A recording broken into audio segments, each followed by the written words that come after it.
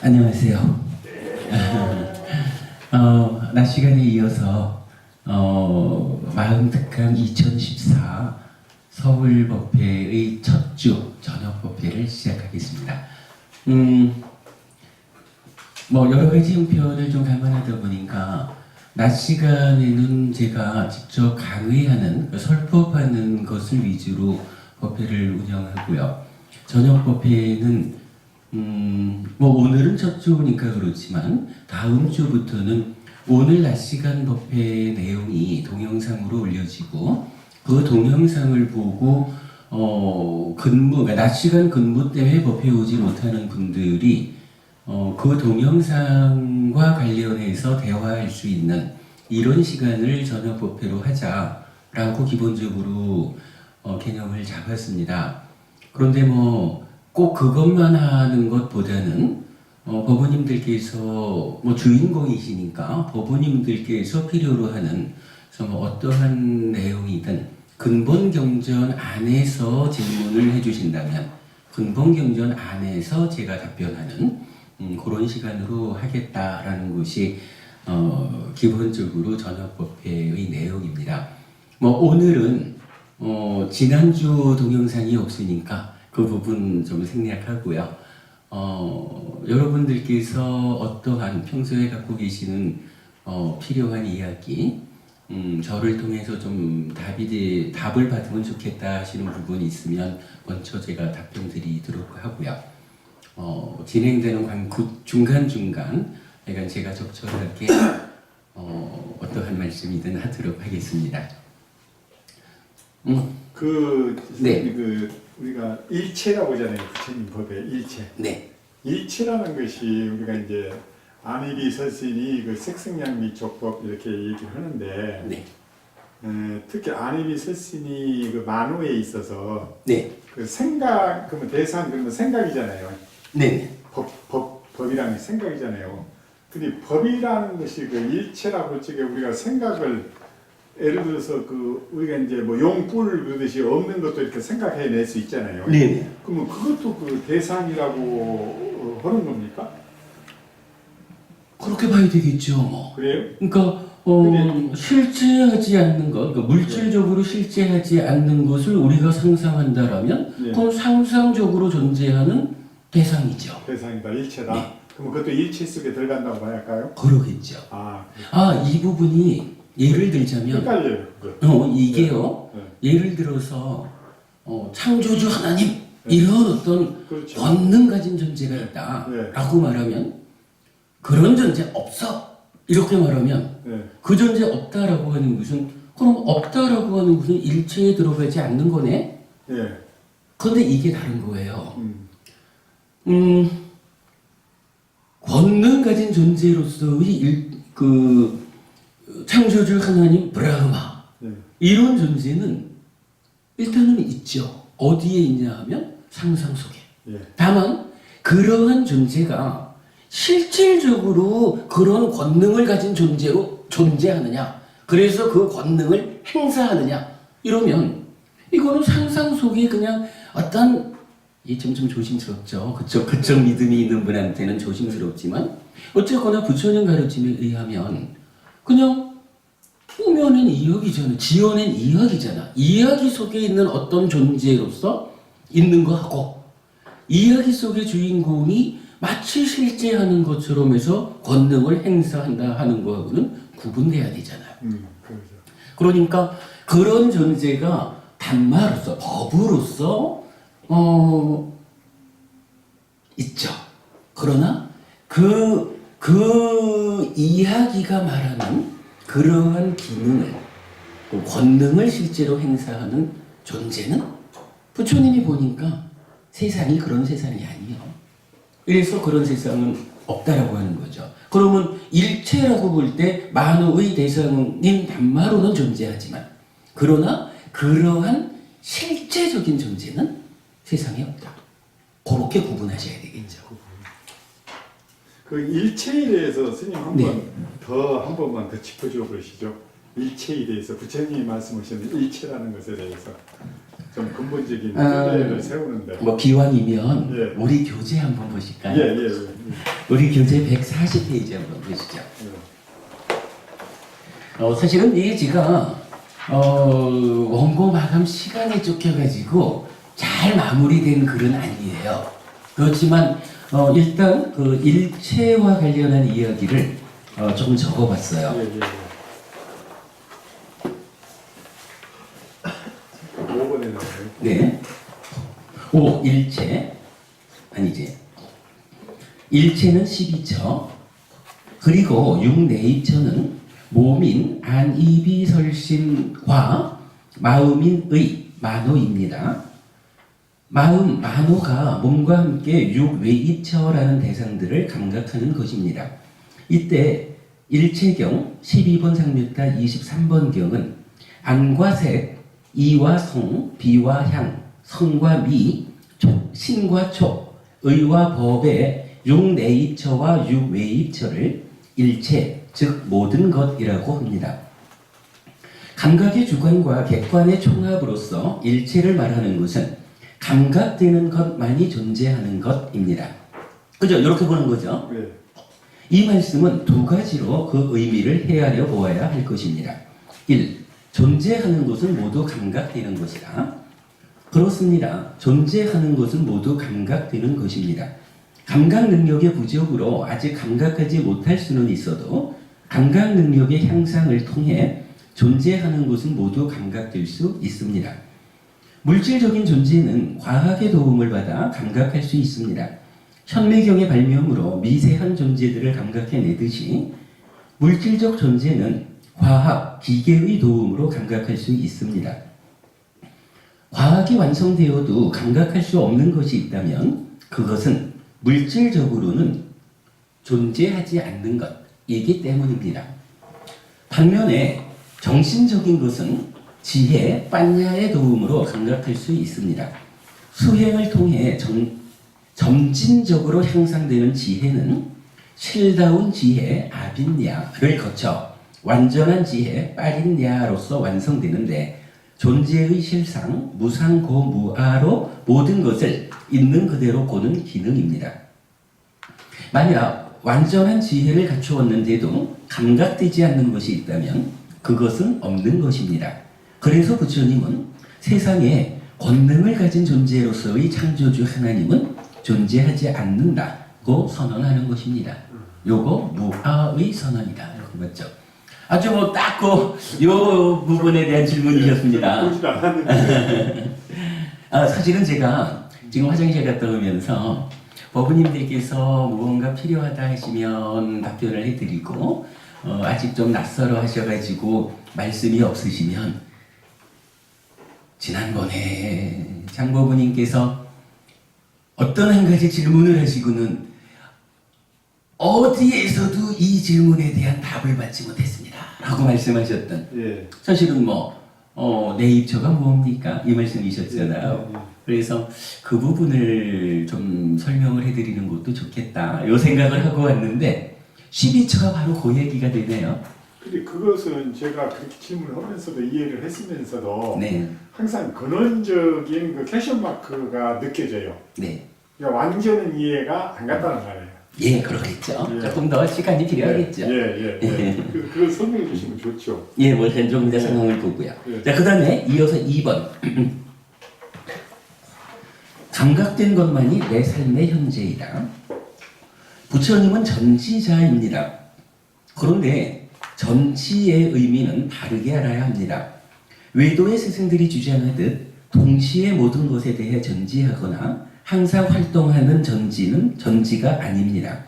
마음의 메커니즘에 의해 설명되듯 내입처와 외입처의 감각작용에 의해 외입처에 대한 알무로 생겨나는 식의 활동성으로 대상을 알 뿐입니다.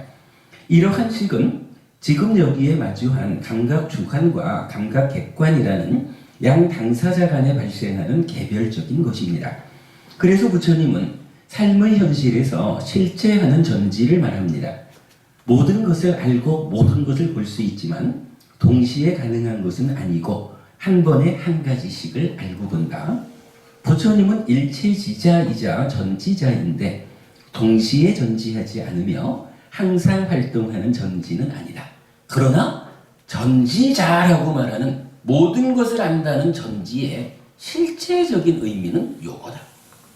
사람들은 동시에 모든 것을 완전히 알거나 활동하는 가운데 모든 것을 알거나 요것이 전지요 이렇게 말을 할지 모르지만 그거는 마치 창조주 하나님 브라흐마라고 말하는 거와 같이 이 표현이 조심스러워요. 하여간 만들어진 이야기죠. 그러나 이 세상에서 현실적으로 모든 것을 아는 자가 있다라는 거예요. 모든 것을 아는 자, 전지자죠. 그 모든 것을 안다는 것의 구체적인 내용이 무엇냐라고 하면 조금 이따가 한번 제가 설명드릴게요. 한순간에 하나의 대상. 지금 내가 대상으로 삼은 그거에 대해서는 완전하게 한다. 요게 전지의 실제적인 전지라는 거죠. 그리고 부처님은 그런 전지자다. 이렇게 말하는 거죠. 우리의 삶 또한 마찬가지입니다. 지금 여기에 마주한 감각 주관과 감각 객관이라는 양 당사자 간에 발생하는 개별적인 것으로의 삶이기에 지금 여기 나의 삶에서 의미를 가지고 존재하는 것은 오직 육내입처와 육외입처로서 지금 만나 있는 것뿐입니다. 이러한 만남이 순환 고리 구조에 의해 연속되는 것이지 동시에 존재하는 것은 아닙니다. 그러므로 감각된 것만이 내 삶의 현재입니다. 그래서 일체는 육내입처, 육외입처인 것입니다. 뭐 이럴 때 그 감각된 것만이 내 삶이다. 육내입처, 외입처가 일체다라고 말하는 요거는 이런 의미를 포함하죠. 조화해 버부님이라고 하셨죠. 조화해 버부님이 여기 계시지만 제가 장버부님을 딱 쳐다보고 있으면 조화해 버부님은 하나의 우리가 보통 말하는 육경 이런 의미에서 뭐 하나의 어떤 경지로서 있죠. 계시죠.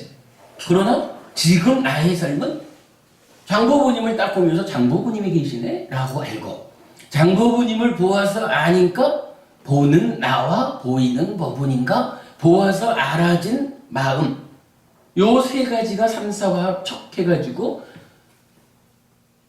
촉이 내 입처가 주도하는 것이다. 이런 부분까지 감안해가지고 법부님을 딱 뵈니까 즐거움이 일어났다.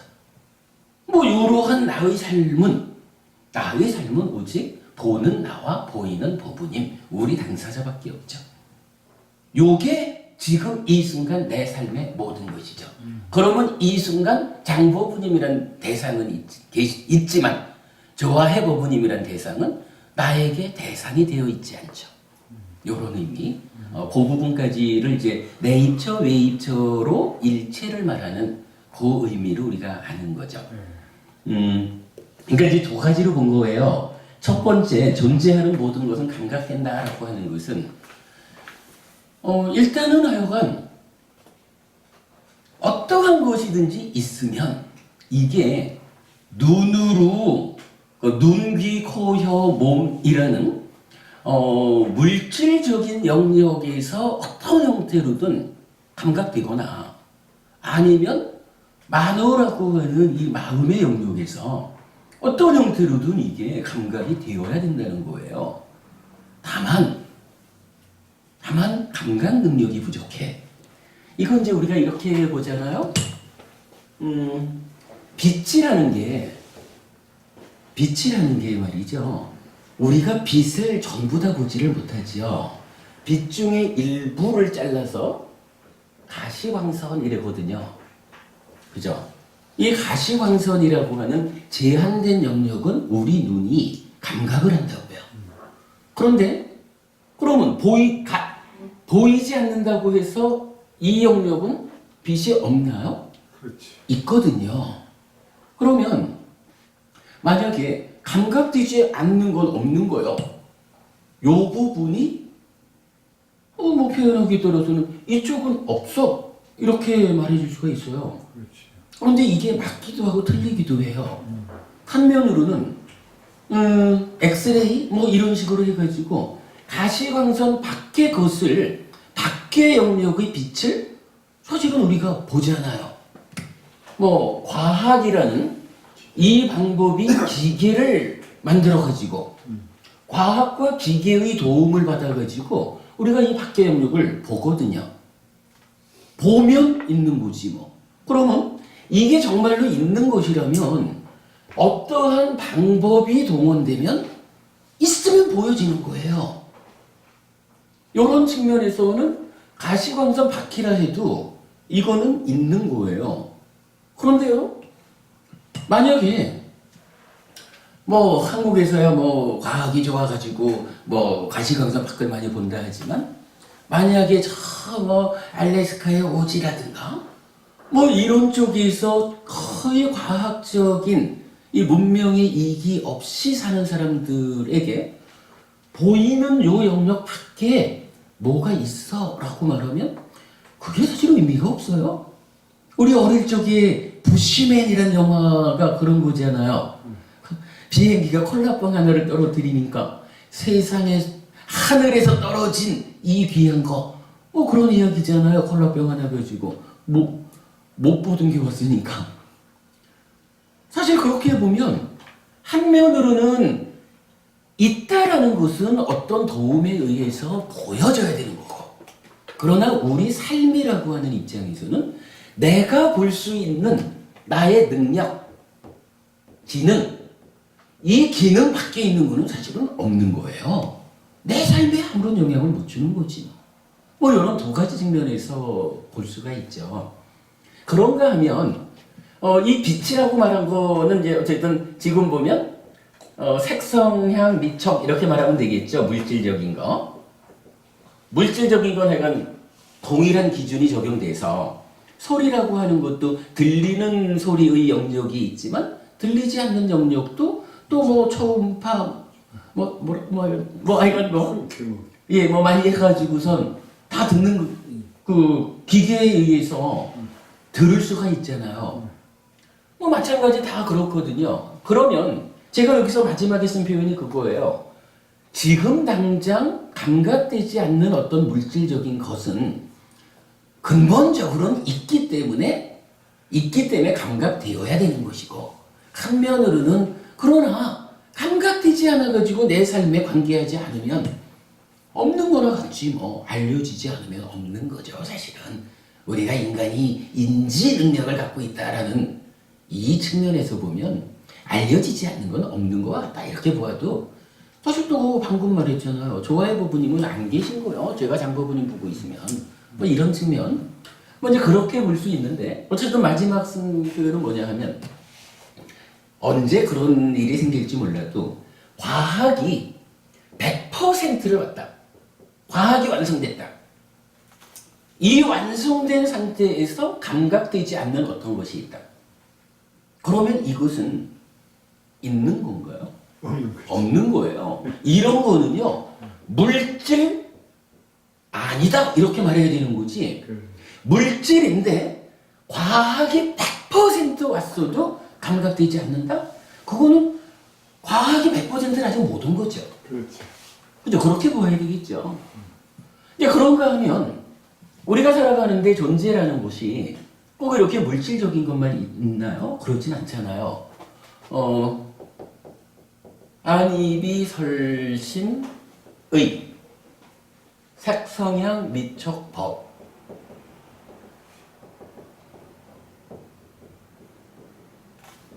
이럴 때 요거 이렇게 이제 본 거예요. 요 법을 장고부님 좀 전에 요 법을 뭐라고 말씀하셨죠? 생각. 그래, 생각하는 거. 생각의 대상. 생각의 대상. 그럼 어떡해요? 뭐 기억 이렇게 말할 수도 있고.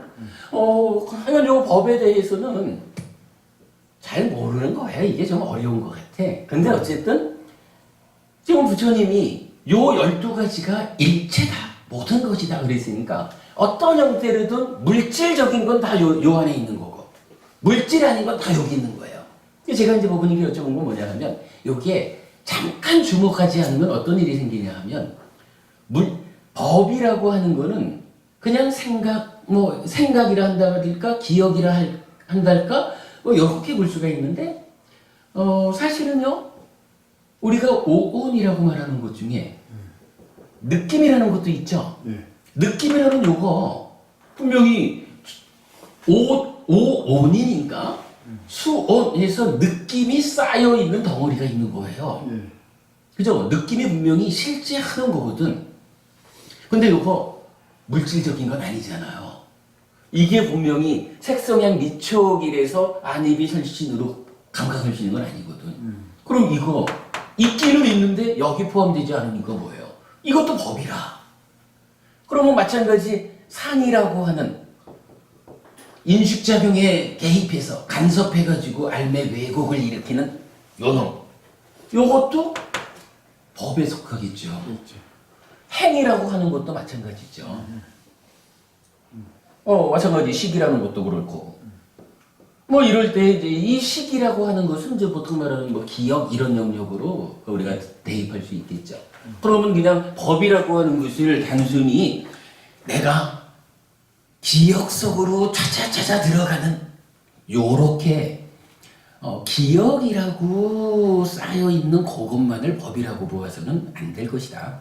뭐 어쨌든 그 오온이라고 하는 개념에서 수상행이라는 것도 나타나는데 요거 물질적으로 감각되는 거 아니라면 요것도 법의 일부죠. 나는 분명히 그러니까 뭐 아야하거나 어째거나 느낌은 느껴지죠. 경험이라는 건 있죠. 이제 그런 부분 하나 보고 이랬을 때 이제 이렇게 물질 아닌 거는 물질인 거는 과학적으로 기계의 힘을 빌어서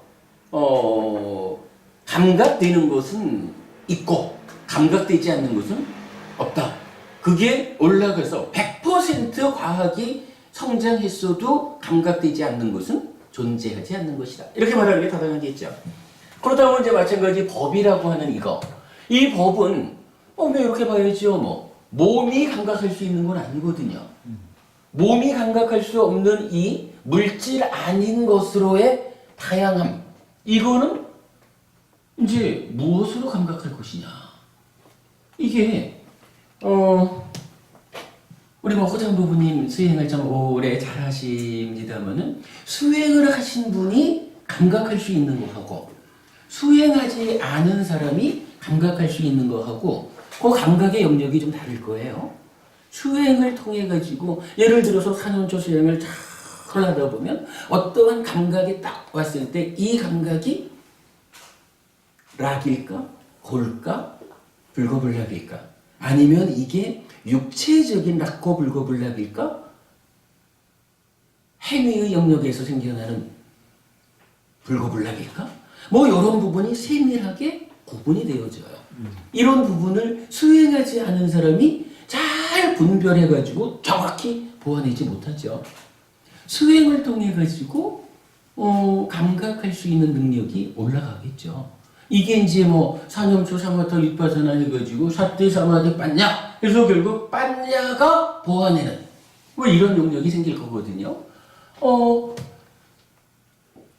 빠냐라고 하는 보는 능력이 있다. 그런데 이 능력을 100% 완성했다라고 하면 동일한 개념으로 물질 아닌 것 이 영역은 빠냐 100%면 다 보아야 되죠. 다 감각해야 되겠죠. 그런데 만약에 이 빠냐 100% 상으로 감각되지 않는 게 있다면 이거와 같지 않을까요? 과학이 100% 돼도 감각되지 않는 것은 그건 물질 영역에는 없는 겁니다. 존재하지 않는 겁니다. 이렇게 말하듯이 빠냐가 100%가 되었는데도 감각되지 않는 게 있다라고 하는 것은 물질 아닌 영역에는 없는 겁니다. 이렇게 말해야 되겠죠. 타당할까요? 네, 제가 봐도 그래요. 우리가 이거 이렇게 접근해 볼 수 있어요. 그러면 이제 신이라고 하는 존재를 대표적으로 보자면 이 신이라고 하는 존재가 과학의 힘에 의해서 발견될까요? 예를 들어서 창조주 하나님 브라흐마라고 하는 이 창조주의 그 권능 가짐이 물질적으로 과학의 발전에 의해서 알려질까요? 보여질까요? 아마 웬만한 우리가 일반적으로 알기로는 과학의 힘에 의해서 잡혔다 이러면 그게 뭔 신이요 이럴 거라마 그럴 것 같아요. 그러면 이런 그 권능 가진 신이라고 하는 이런 존재는 물질적인 영역은 아닐 거예요. 그런데 이제 그러면 이러한 신이 실제로 있다면 물질 아닌데 존재하는 것이라면 정신 영역에 있어야 되잖아요. 비물질의 영역. 그런데 비물질의 영역을 빤냐라고 하는 이 능력으로 보완하는데 이 빤냐가 100%를 갖는데도 만약 보이지 않는다면 없는 거지. 그런데 이 빤냐 100%의 자리에 간 사람이 있잖아요. 뭐 아는 거지만 부처님이 거기 가신 거잖아요. 빤냐 100%의 눈으로 부처님이 보니까 에이구 원래 있는 어떤 존재로서 있어라 하면 있는 이런 권능 가진 존재 없어. 왜? 100%의 빤냐로서 보여지지 않은 건 없는 거거든요. 일체가 12처다라는 말에서 우리가 그런 의미 볼 수 있을 것 같아요. 뭐 전지 얘기는 뭐 우리 뒤에 좀 공부하기로 하고요. 이랬을 때 지금 이제 요 얘기가 부처님은 일체경이라는 경전에서 요거 안이비설신의라는 6가지와 색성향 미처 법이라는 요 6가지를 합쳐가지고 그럼 어떻게 되나요? 요게 12처가 되는 거잖아요. 12처는 일체다라고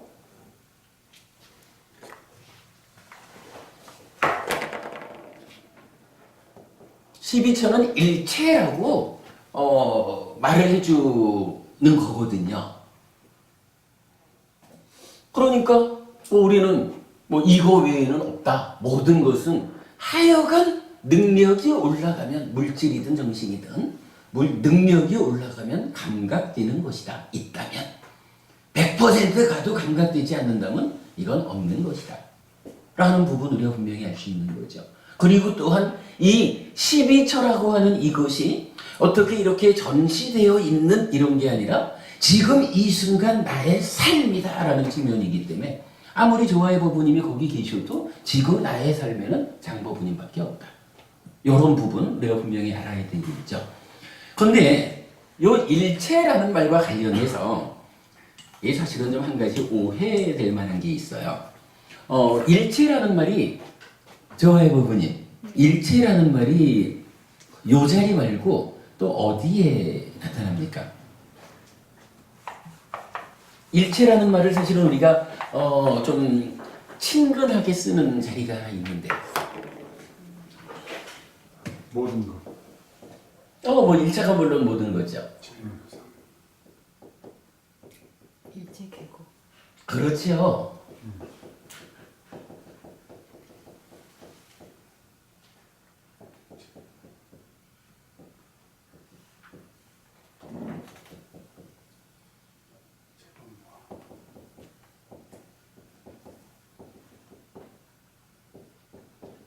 요렇게 해가지고 요거를 뭐라고 불러요? 이게 삼법인이잖아.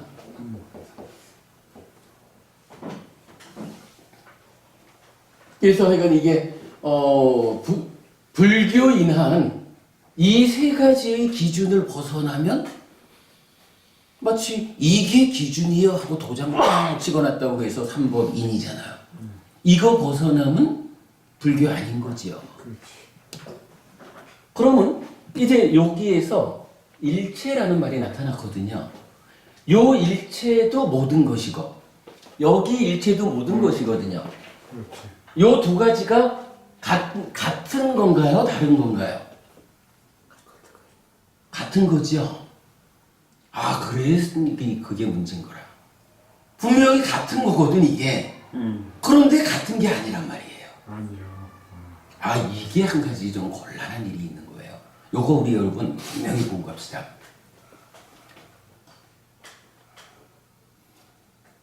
하여간 12처가 일체다라고 할 때는 부처님은 모든 거를 말했어요. 그런데 일체가 계고다. 일체가 모두 괴로움이다 라고 말하면 우리가 이제 잘 공부해가지고 열반을 실현했어요. 아라한이 되었어요. 그래서 이제 더 이상 태어나지 않고 윤회하는 괴로움을 안 겪어도 돼. 그 자리가 있죠. 열반이라는 자리가 있죠. 열반 있잖아요. 그런데 일체가 괴로움이면 열반 이거 어떻게? 괴로움이래야 되잖아요. 그러면 이거 아니 우리가 아까 우리가 낮 시간에 얘기를 했지만 존재 안에 내재한 괴로움까지 완전히 소멸한 이러한 무아의 산이 꼭대기에 부처님이 도달하는 건데 그러한 몸 밖의 거와 존재 외부의 괴로움과 내부의 괴로움 모든 것을 소멸하고 깨달음을 성취하는 거잖아요. 그랬는데 그렇게 성취된 열반 그 자리가 또한 괴로움이다. 곤란하죠. 부모님 요거 문제가 되겠죠. 왜 이런 문제가 생겼을까요? 성부모님 요 문제가 왜 생겼는지 우리가 얘기 한번 안 했던가요? 얘기했던가 안 했던가? 사원이 바뀌어지면은 이제 열반 되면은 이 문법인이 적용이 안 된다고 말씀하시죠. 아니에요. 부모님 잘못 기억하셨어. 잘못 기억하셨어. 이거 이렇게 한번 보죠.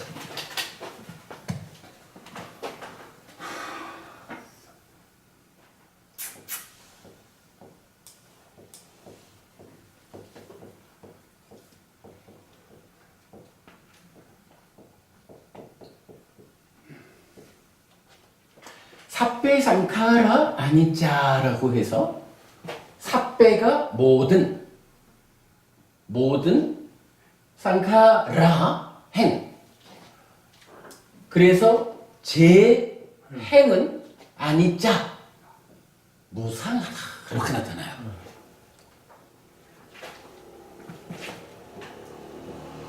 삿배 상카라 삿배인가 삿반가 잘 모르겠다. 삿배 상카라 두카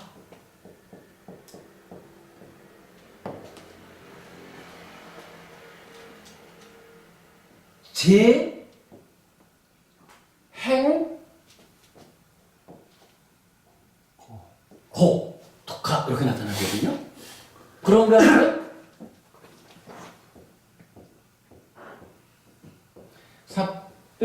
삿배인가 삿반가 헷갈리네. 삿배 담마 안 왔다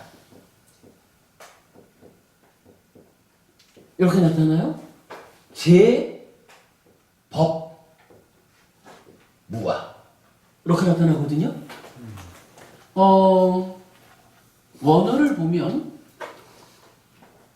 행이라고 하는 거 이런 뭐 상카라 해가지고 상카따라고 우리 내면에서 결과된 알의 왜곡 상태 유비라고 하는 요거를 이제 뭔가 말과 만호의 행위를 통해서 한 번 더 다시 한 번 형성한다 이래가지고 행 이렇게 불러요.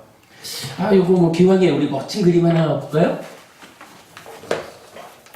이 교재가 이게 절반짜리라서 좀 많은 그림을 안 담고 있는데 126쪽 한번 보세요.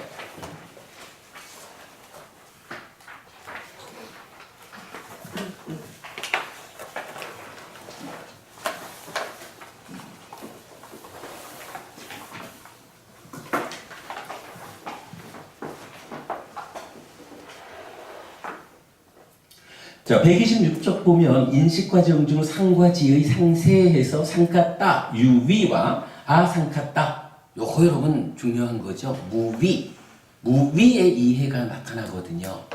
사실은 불교 안에서 무위라고 하는 요 단어가 가지는 위상이 참으로 커요. 왜냐하면 번뇌를 완전히 소멸해가지고 탐진치가 죄로가 된 알매 왜곡이 전혀 발생하지 않은 요러한 상태. 요거 달리 말하면은 탐진치의 멸진이고 열반과 동의어거든요. 요 무위를 그야말로 가르침대로 해석하지 못하면 어떻게 하나요? 노자가 말하는 무위식으로 그거 뭐라 그래야 돼? 무위자영하는 이렇게 무위를 이해하게 되는 순간 불교는 물 건너가지요. 아, 우리 법회가 해놓은 성과 중에 참 큰 거 하나가 유위, 무위를 밝힌 거예요. 뒤에 우리가 공부할 거예요. 왜 이게 유위고 무위인지. 자, 이렇게 이제 유위, 무위가 알의 왜곡 상태로 유위, 상카따 이렇게 나와 있어요. 그런데 이제 요거 상카라, 요게 행이잖아요. 혹시 여러분 이 행이 무언지 아시는 분? 거부님 혹시 행이 무엇일까요? 뭔가 인식해가지고 아는 거. 아, 아니에요. 지금 그림의 맨 위에 한번 볼까요? 행, 상카라 해가지고 상카따를 계속해서 형성하는 작용 이랬어요. 이게 원어로 어떻게 나타나냐 하면 상카따 아비 상카론티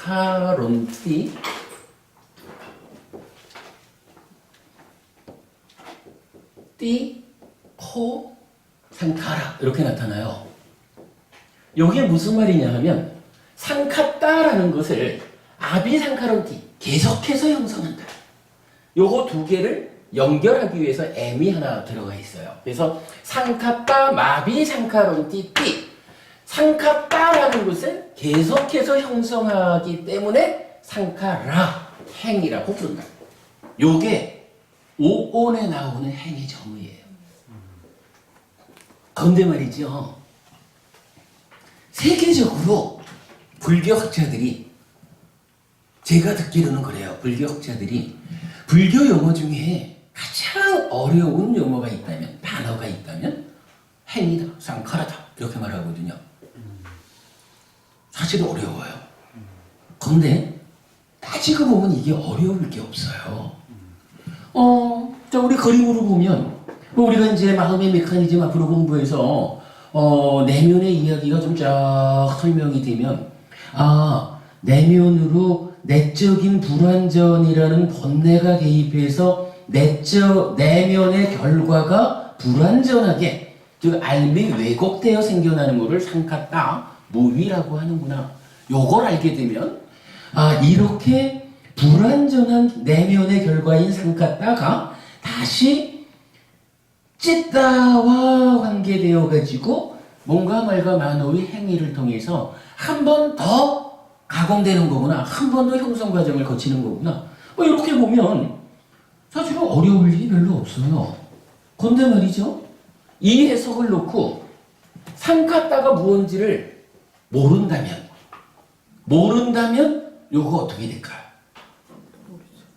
그죠? 행이라는 게 무언지 모르는 상카따를 다시 한번 가공하는 거야. 뭔지 모르는 거를 또 어찌하니 뭔지 모르는 것도 모르는데 그게 한 번 더 넘어간 걸 어찌하나. 그러니까 세계적으로 불교학자들이 그렇게 말하는 거예요. 상카라, 행이 불교 용어 중에 가장 어렵대. 그래서 다양하게 풀어요. 물론 우리 법회가 이 행을 완전하게 풀어냈어요.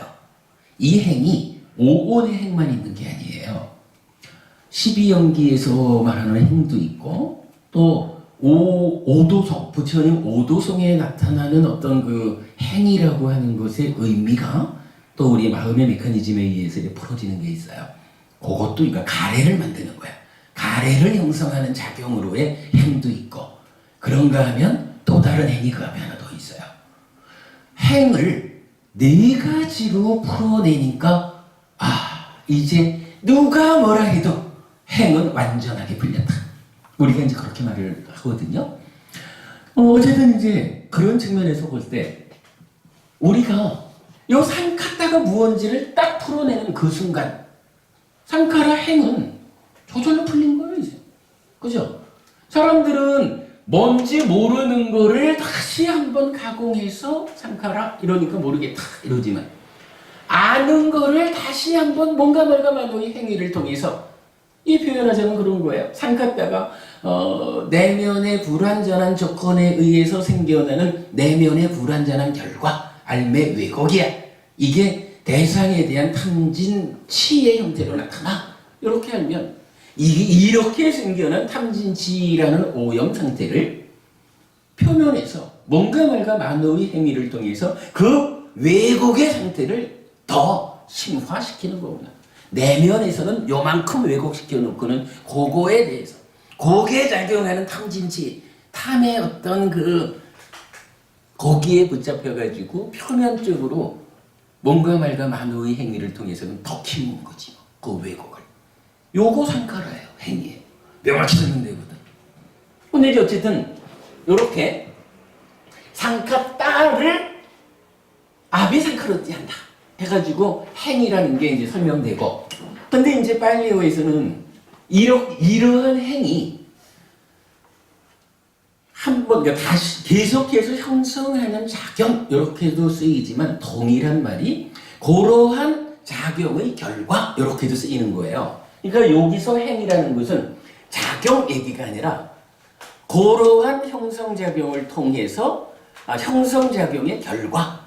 그래서 뭐 그렇게 상카따를 계속해서 형성함으로써 생겨난 거 또는 그러한 것이기 때문에 지속적으로 상카따를 반복해서 형성하는 작용을 해나가는 거. 뭐 요렇게 요 행위라는 말이 정의가 되는 거예요.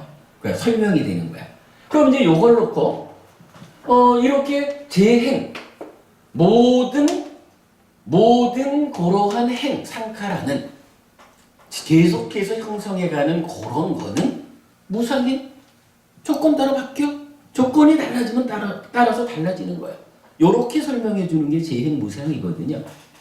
그런데요, 여기서 일체계고라고 했는데 이게 재행 무상 일체계고니까 글자가 다르잖아요. 그러면 요거 원전도 달라야 되잖아요. 근데 이게 문제가 있는 거예요. 원전이 여기를 똑같이 써. 여기 보세요. 사페상카라 아니짜 이랬는데 일체계고 그 자리도 사페상카라 두카 동일하잖아요. 그죠? 그러면 사실은 이건 이 자리가 물론 이제 그 중국 사람들의 어떤 시를 쓰거나 뭐 이럴 때 이제 반복을 피하고 이런 게 작용이 됐겠지만 사실은 경전은 그런데 걸려가면 안 되죠. 이 자리는요 사실 일체가 아니라 이게 재행이야. 재행계고 이렇게 불러야 되는 거예요.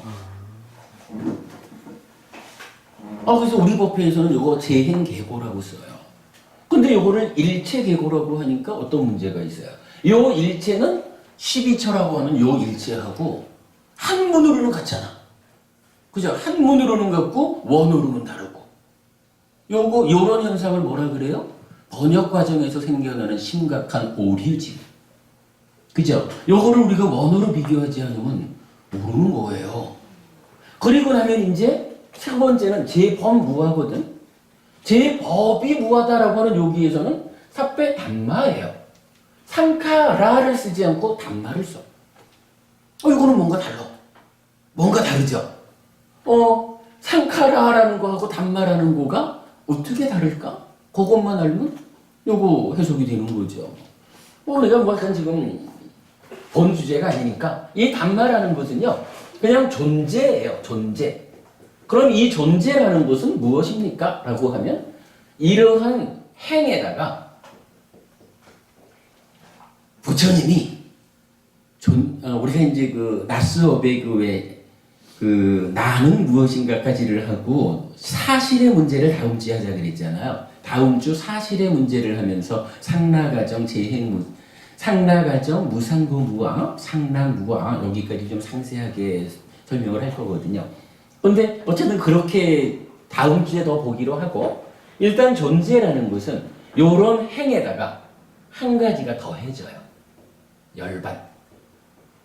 이 열반이라는 것은 뭐냐 하면 기본적으로 무상고 무아인 존재의 현상, 사실을 놓고 좀 전에 말했지만 요거 존재의 실상을 보았는데 그게 무상고 무아야. 존재의 실상을 보는 것이 깨달음이냐? 이래 되면 괴로움의 상태를 깨달음이라고 삶의 완성이라고 하는 게 되잖아요. 그러니까 부처님은 이제 우리 낮에 말한 식으로 하면 무아이산으로 오르는 거야. 그래가지고 내재한 괴로움까지를 소멸해가지고 이 무상고 무아에서 무상은 상으로 고는 락으로 바꾸고 무아는 그대로 무아. 그래서 열반이라는 것은 상락 무아 이렇게 정의 나타나요. 그러니까 행이라고 하는 것은 무상고 무아고 오직 부처님에 의해서 행이 가지는 무상하고 괴로운 이 현실을 극복해서 실현된 하나의 자리, 깨달음이 실현한 그 자리가 열반이란 말이에요. 그러니까 열반이라고 하는 것은 깨달음 이전에 존재하는 모든 것이 가지는 어떠한 제약된 특성, 그 괴로움이라는 거죠. 무상하고 괴롭고 요것을 극복한 거예요. 그래서 열반 하나는 행의 범주에 속하지 않아. 그러면 행으로서 일체를 말할 수는 없죠. 행에 포함하지 않는 열반이 있으니까. 그래서 경은 행과 열반 두 가지를 합해가지고 존재하는 모든 것 해서 단마 이렇게 쓰는 거예요. 그러면 어떻게 되나요? 사실은 삽배단마라고 하는 요게 제법 이렇게 제법으로 번역이 된 게 뭐 타당하죠. 그러나 만약에 일체라는 표현을 쓰자면 일체라는 표현은 개고 쪽에 있어야 될 게 아니라 무아 쪽에 있어야 돼요. 무아는 그야말로 제법 모든 존재라고 말하는 이거는 그야말로 12처가 말하는 이 일체하고 동일한 거잖아요. 오늘 뭐 그냥 갑자기 말을 했지만 여러분 한 가지 숙제는 푸는 거로 하자고요. 우리가 알고 있는 삼법인이라는 불교이냐 아니냐를 판단하는 기준이 되는 요거가 번역의 오류에 의해서 일체계고라고 하는 타당하지 않은 번역이 되어 있다. 요것만 놓고 보면 열반도 괴로움이어야 한다. 그런데 원전에 의해서 보면 요 자리가 제행계고이다. 그렇게 되면 열반도 상락 무아죠. 그러니까 무아는 행과 열반을 포함한 모든 존재가 무아고 그 중에 열반 한 가지를 제외한 행이라고 하는 두 가지는 무상하고 괴로운 것이고 요게 존재의 실상 이렇게 되는 거죠. 그래서 우리가 그 여실직견 무상고 무아 얘기를 할 때 귀찮아도 꼭 하는 말이 열반 하나를 제외한 모든 것은 무상고 무아이다 이렇게 말을 하는 거거든요. 우리가 결국 가자고 목적하는 그 자리가 열반인데 그 열반을 정확히 설명할 수 없으면 곤란하죠. 네, 요점. 그래서 여러분의 삼법인이 한문에 의해서 설명되는 여기에 머물러서는 안 된다라는 거 분명히 아셔야 할 겁니다. 이참에 이제 쌍카라까지 좀 받고. 네. 네네. 그럼 이제 열반을 네. 그 여열반하고 무여열반하고 그걸 어떻게 하시고 계십니까? 예. 열반 이야기는 사실 좀 어렵기는 한데,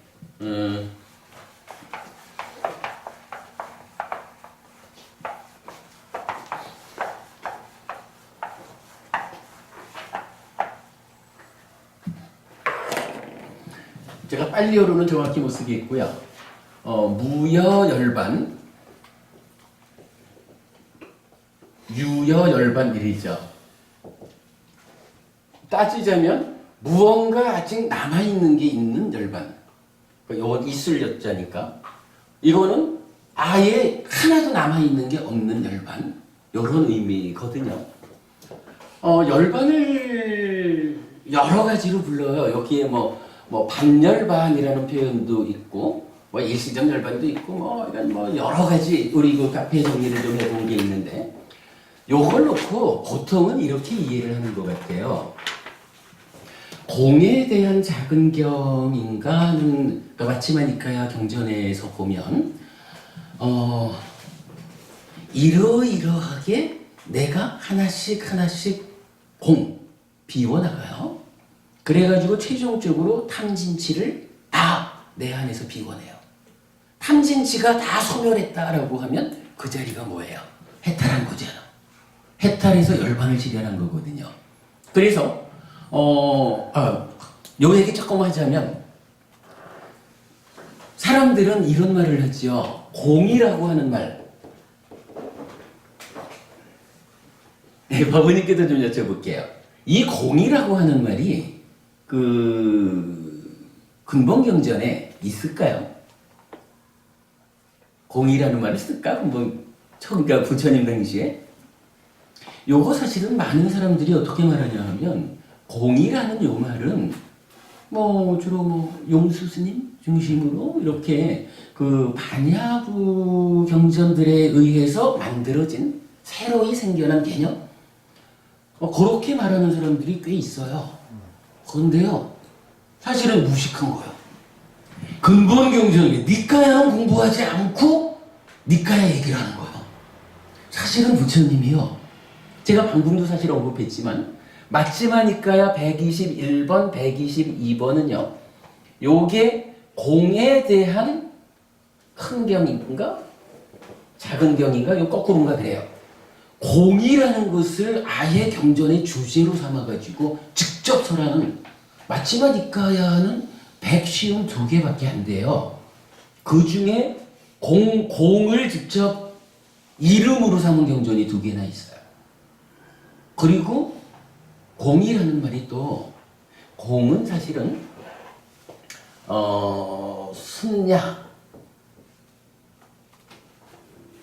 모르겠다. 그리고 아까상가 해가지고 2가지로 나타나요. 그러니까 근본경 니까야 안에 어떻게 나타나냐 하면 순야라고 하는 요 공은 그러니까 이제 한문으로는 똑같이 공으로 번역을 했죠. 요거는 비어 있음이라는 어떤 개념적인 상태.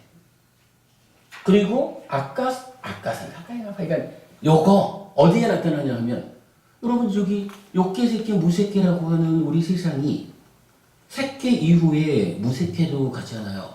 무색계의 첫 번째 세상이 뭐예요? 공무변체잖아. 공간이 무한하다, 공간이 끝없다 이 얘기잖아요. 그때 요 약간 요 단어를 쓰거든요. 그러면 이 공간이 끝없다라고 하는 요거는 비어있음이라고 하는 어떤 그 개념적인 얘기가 아니라 그냥 공간이야, 공간. 이게요, 그릇이 하나 있거든요. 그릇 요 부분을 뭐라고 부르냐 하면 공간이라고 부르는 거잖아요. 비어있음. 그러니까 비어있는 자리 이렇게 말할까요? 그리고 요 공간이라는 요 상태를 말할 때는 그거 비어있음이지 뭐. 아무것도 없음이지 뭐. 이렇게 말할 때는 공간 자체하고 요 공간의 성질을 말하는 거하고가 다르죠. 그 차이가 있겠죠. 그럴 때에 순야라고 하는 요 공은 요 그릇 안의 공간이 몇 리터지? 라고 말하는 요런 공간의 개념이 아니라 요 안이 비어있어? 아니야 거기에 물을 좀 채워놨어. 그래? 그 물 버리고 그 비어있는 상태로 둬. 요렇게 어떤 비어있음이라고 하는 성질 제가 그렇게 구분해서 써요. 하여간 정전에는 공이라는 번역 상태가 이렇게 2개로 나타나요. 그런데 그 중에 이제 마지막 니까야 요 2개의 경전에서는 공에 대한 큰 경, 작은 경, 여기에서는 비어 있으면 요 상태, 순야로 나타나요. 그러니까 내 안에 뻥 뚫린 공간이 있나? 그게 아니라 내 안에서 탐진치라는 것을 다 제거했어. 그래서 내 안에 더 이상 탐진치란 없어. 탐진치는 비어 있는 상태야. 요거 공간이 있다 없다라는 개념하고 다르죠. 그래서 탐진치 없음의 상태로서 깨달음을 말해줘요. 그리고 사실 이 공은 경전에서 여러 군데 나타나요. 쇠기경이라고 하는 데서는 또 부처님이 세월이 지나다 보면 제자들, 그러니까 비구들도 부처님이 직접 설하신 가르침, 부처님이 공에 대해서 설하신 이 가르침은 귀 기울이지 않고 시인이 지었고 외도가 지은 시적인 문장들은 이거는 내가 달달 외워야 돼 이래가지고 그거는 아주 전문적으로 외운대. 아니 근데요, 우리 절에 다니는 사람들 중에도 뭐 스님들 중에도 경전 말씀은 그거 몰라. 19절은 또 뭐라 해야 되나, 하여간 좀 외도 불교 아닌 어떤 그것도 그러한 데 대해서는 잘 외워가지고 법회 가서도 부처님 얘기가 아니라 외도의 경전에 나오는 이야기를 설명하고 있어. 그러면 그게 곤란한 거예요. 근데 이제 부처님이 쇠기경이라는 경전에서 직접 그렇게 말씀을 하셔요. 비구들도 그럴 때가 있을 것이다. 그러나 정말로 나의 제자인 비구들은 거리서는 안 된다. 비구들은 부처님이 직접 설했고 공에 대해서 설했고 이러한 이 가르침을 만나면 그저 이 가르침을 좋아하고 이 가르침을 반복 외워가지고 어디에 가서든 이 가르침을 설해야 된다. 쇠기경이라는 경전에서 부처님이 그렇게 말씀을 하셔요. 지금 이야기로는 중요한 게 뭐예요? 부처님이 열애가 직접 설한 이 가르침을 뭐라고 표현하냐 하면 공에 대해서 설했다 이렇게 말하는 거예요. 그죠?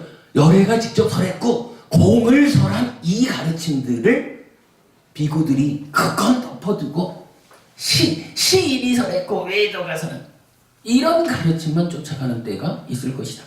그러나 그래서는 안 된다. 그러면 법이 소멸한다. 이렇게 이제 부처님 말씀하신다고. 그럼 부처님도 열애가 설한 이 법이 특징이 뭐냐 하면 공을 설한 가르침이다. 이렇게 말하는 거예요. 그러니까 공이라고 하는 것은 근본 가르침에는 공이라는 게 원래 없어. 영수 스님이 이래 했어 라고 말하는 사람은 나는 공부 안 했어. 나는 무식해. 이렇게 알면 돼요, 여러분. 실제로 경전이 이렇게 나타나는데요.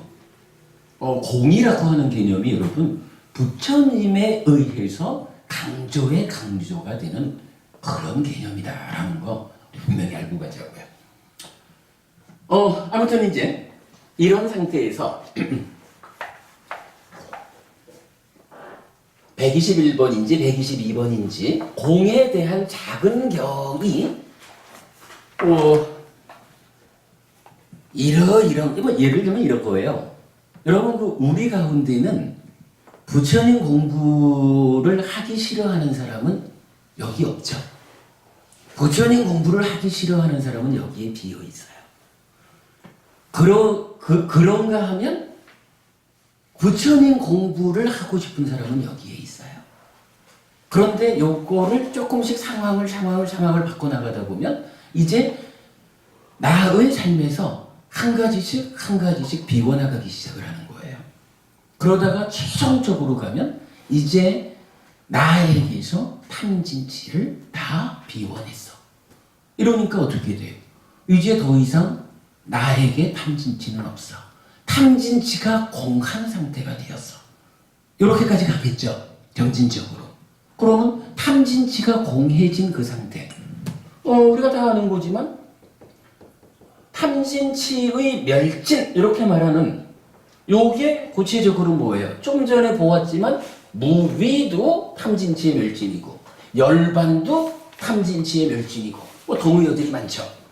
열반이라는 개념이 기본적으로 탐진치라는 마음의 오염원으로부터 내 마음이 찢다가 해방된, 찢다라는 내 마음이, 그러니까 마음 진짜 이 찢다라는 내 마음이 탐진치에서 벗어나면, 독립하면 그걸 해탈했다라고 말하고, 그 해탈된 상태가 열반이라고 해요. 그런데 이제 그 호장버부님 질문에 이제 요청은 요거겠죠. 우리가 이제 살다 보면 수행을 잘 해가지고 정말로 하나씩 하나씩 배워가지고 언젠가는 우리도 살아서 이 몸으로 아라한이 될 수 있을 거예요. 이건 사실 길이 있다고 우리가 불교 신자다 보니까 이미 그 길에 먼저 가신 부처님이 먼저 가셔가지고는 요렇게 오면 돼 라고 아라한 되는 길을 가르쳐 주셨거든요. 이제부터는 사실 우리가 정확히 배우지 않고 노력이 부족해서 우리가 열반을 실현하지 못하고 있는 뿐이잖아요. 근데 어쨌든 언젠가는 우리도 열반을 실현할 거라고요. 다음 생이 될지 몰라도 어쨌든 이 공부가 끊어지지 않으면 우리도 탐진치를 소멸하고 열반을 실현해서 아라한이 되고 윤회에서 벗어날 거라고요. 불교 신자가 가지는 특별한 권리지요. 그런데 공부를 하다가 드디어 내가 아라한이 되었어요. 그러면 이제 아라한이 되었다라고 하면 열반의 삶을 사는 거죠. 근데 그 열반의 상태가 수행을 잘 해가지고 탐진치를 소멸하고 열반이 되었어. 그랬더니 누가 와가지고 칼로 푹 찌르는데 나는 열반을 실현해서 아라한이 된 사람이요. 그래서 네가 칼로 푹 찔러도 나는 아픔이 없어. 그 칼로 찌르는 일에 대해서 내가 괴로움이 생겨나지 않아. 요렇게 말한다면 요거 현실을 적일까요? 부처님은 요 자리를 분명히 구분을 해줘요. 이건 중요한 개념이 그거라. 탐진치를 완전히 비워가지고 완전히 공한 상태로 만들어가지고 아라한이 되었어요. 이제 이러한 삶이 마무리되면 다시는 태어나지 않아. 그래서 늙고 병들고 죽지 않아. 윤회에서 벗어나는 거예요. 그런데 문제는 우리가 계속 이 몸과 마음이란 이야기를 하지만 탐진치를 비웠다라고 하는 상태로 이 마음이 이제 해탈했잖아요. 분명히 경전도 찢다가 해탈했다라고 해서 마음이 해탈한 걸 말하지 몸이 해탈했다고 말하지 않거든요. 그런데 자, 부처님을 예로 들어보죠. 부처님 35세 부처가 되었어요. 아라한이 되었잖아요. 그때부터 45년간을 마음이 탐진치에서 해탈한 아라한의 상태로 살아갔어요. 45년을. 그러다가 80대여서 돌아가셨거든요.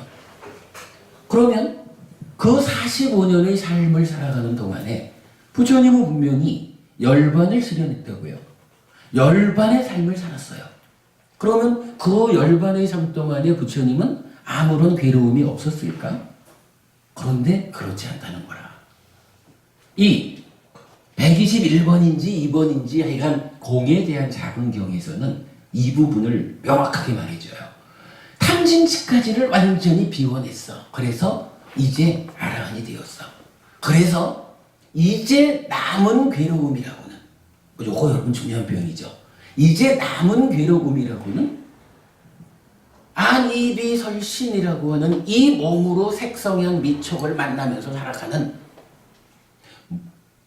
몸을 원인으로 하는, 몸을 조건으로 생겨나는 괴로움은 남아있다. 이렇게 말을 하거든요. 근데 이건 사실이겠죠. 제가 이건 비유를 그래 했지만 아라한이 되었다 그래도 칼로 찌르면 아픈 거야. 아라한이 되었다라는 것은 칼로 찔렸을 때 칼로 물질인 몸이 찔려가지고 몸을 조건으로 생겨나는 그 통증은 느끼되 이것 때문에 나쁜 놈! 하고 내가 내면으로부터 출발해가지고, 그러니까 요 느낌에 잘못 대응해가지고 내면으로부터 출발해가지고 나쁜 놈! 하고 한마디 욕을 하는 이러한 행위를 통해가지고 이어지는 괴로움은 만들지 않아요. 요거 왜 유명한 말 있잖아요. 두 번째 화살은 맞지 말라. 아시죠 여러분? 아무리 아라한이 돼도 경전이 그 얘기를 하는 거예요. 이 몸이라는 것은 사실 몸은 태어날 때 아라한 되기 이전에 태어난 거잖아요. 그죠? 이전에 아라한 아닐 때의 업지음의 결과로 이 몸을 가지고 태어났잖아요. 그러니까 이제 살면서 아라한을 성취했다 해도 이러한 업에 의해서 업의 조건 지어서 태어나면서 가지고 온 이 몸을 조건으로 하는 아픔은 있는 거예요. 그러나 분명히 딱 찔려도 이것 때문에 2차적으로 마음을, 대응을 잘못해서 내가 행위를 통해서 만드는 그런 괴로움은 없다는 거예요. 요게 사실은 아라한의 삶이라. 요거 엊그저께 본 거지만 몸은 병들어도 마음은 병들지 않는다. 뭐 이렇게 말하는 삶이고 두 번째 화살을 맞지 않는 삶이고 이렇게 말하는 거예요. 그러면 이러한 분명히 열반의 삶을 살아가지만 몸이 있어서 몸을 조건으로 생겨나는 괴로움은 아직도 있다. 그래서 우리 경전에 보면 부처님도 때때로 내가 등이 아파서 좀 누워야겠다 이렇게도 말씀을 하시고요. 뭐 우리 부처님 마지막 돌아가시는 그 시점은 춘다의 공양을 받고 경전에 의하면 뭐 막 핏똥을 사면서 괴로워하고 이러잖아요. 아니 부처님이 탐진치가 남아 있어가지고 괴로워하나요? 그거 아니거든. 몸이라고 하는 깨달음 이전에 생겨난 이 몸을 조건으로 생겨나는 괴로움은 아라한이 돼도 아직 있다는 거라. 그러다가 이제 죽잖아요. 보통은 뭐 아라한은 죽는다라는 표현보다 뭐 몸을 내려놓는다 이래 말하지만 그냥 뭐 관용적으로 죽는다라고 표현을 하죠. 아라한이 죽으면 그 다음은 어떻게 돼요? 박보부님, 아라한 죽으면 어떻게 되죠?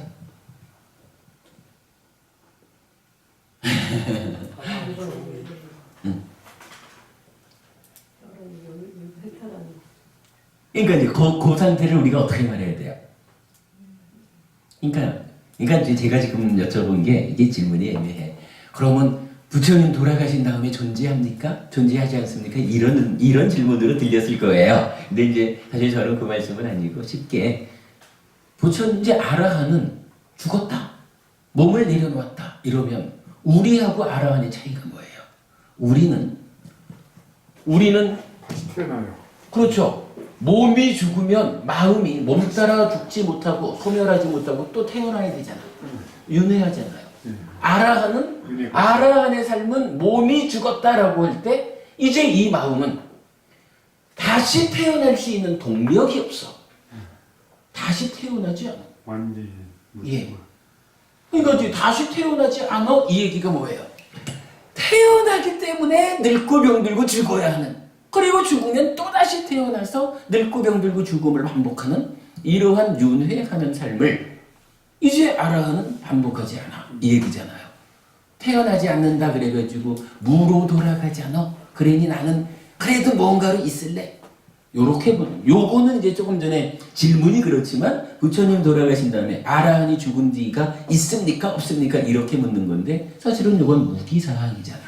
우리가 내 내면에 있는 무명과 가래라고 하는 나의 내적 조건 때문에 계신 것인지, 그러니까 있는 건지 없는 건지 뭐 이런 상황을 우리가 분별할 수 없는 어떤 상황. 뭐 이래가지고 답변하지 않는 거죠. 설명이 안 되는 거죠. 우리가 이해할 수 있고요. 그러나 그냥 그런 부분 제쳐놓고 어쨌든 이제 아라한은 죽으면 한마디로 다시 태어나지 않는 거예요. 다시 태어나지 않는다라는 거하고 아라한으로 살아간 거하고의 차이는 뭐예요? 아라한이 성취된 열반의 삶을 살아가도 그때는 몸이라는 요것 때문에 요것을 조건으로 하는 괴로움이 있다는 거고 이제 아라한이 죽었다. 그래서 다시 태어나지 않는다라고 하는 것은 그러한 상태가 어떤 상태인지는 우리가 헤아려 알지 못하지만 어쨌든 태어남을 조건으로 몸이 아파한 이런 것까지 완전히 없어진 거죠. 그러니까 아라한이 아라한으로 살아있을 때 하고 죽었을 때 몸을 내려놓은 이후하고는 확연히 다르죠. 그러니까 다시 태어나지 않아요. 그래서 이제 보통은 이렇게 말하는 것 같아요. 유여열반, 무언가 남아있는 열반. 이래가지고, 몸으로, 그러니까 몸의 삶이 남아있는 아라한. 그리고 무여열반은 이제 아무것도 남은 게 없어. 이러니까 몸까지 내려놓은. 그러니까 이제 아라한이 반열반했어. 어려부터 말하는 부처님 돌아가시고 나면 몸 때문에 겪어야 하는 아픔도 없는 뭐 요렇게 이제 무여열반, 유여열반을 일반적으로 이해하는 것 같아요. 그런데 이제 요 부분은 사실은 경전적으로는 확실하지 않아요. 경전적으로는요, 무여열반, 유여열반, 반열반, 또 뭐 무슨 열반이 또 있어. 뭐 이런 몇 가지 열반을 말하는 단어들이 나타나는데 이 단어들이 명확하게 구분되어 쓰이질 않아요. 만약 이렇게 말하자 그러면 이 말이 사실이라 그러면 경전에서 무여열반은 부처님 그러니까 아라한 죽음 이후에 써야 되고 유여열반은 죽기 그러니까 몸으로 살아가는 그 아라한의 삶에 적용해서 써야 되잖아요. 근데 구체적으로 니카야 안에서 이러한 몇 가지 열반을 지칭하는 단어들이 정확하게 구분되어 쓰이지를 않는다. 그러니까 뭐 이거 잘 모르겠어요.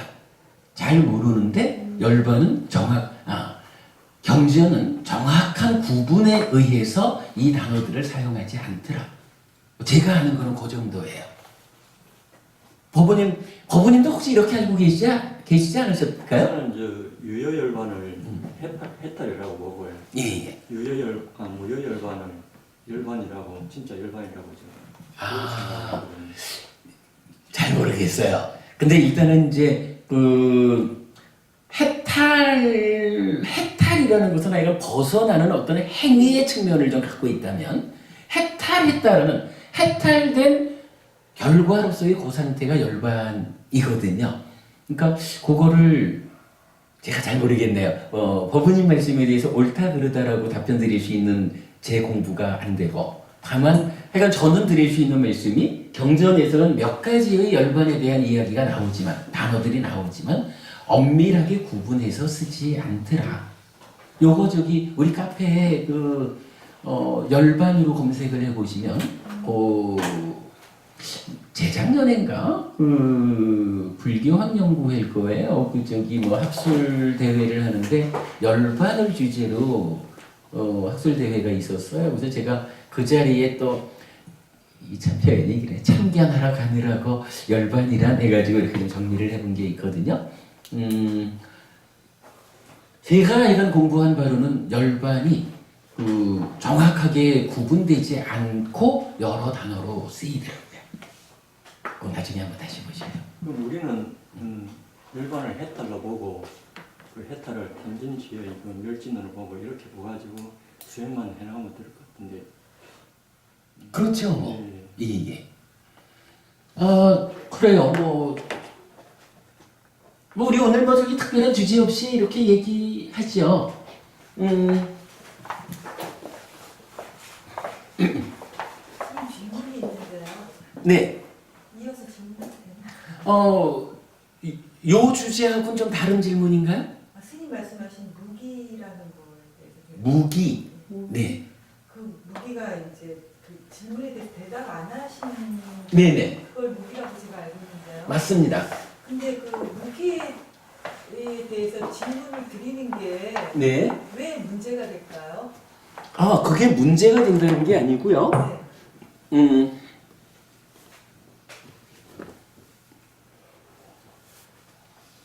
일단 무기하면 10가지가 있잖아요. 네.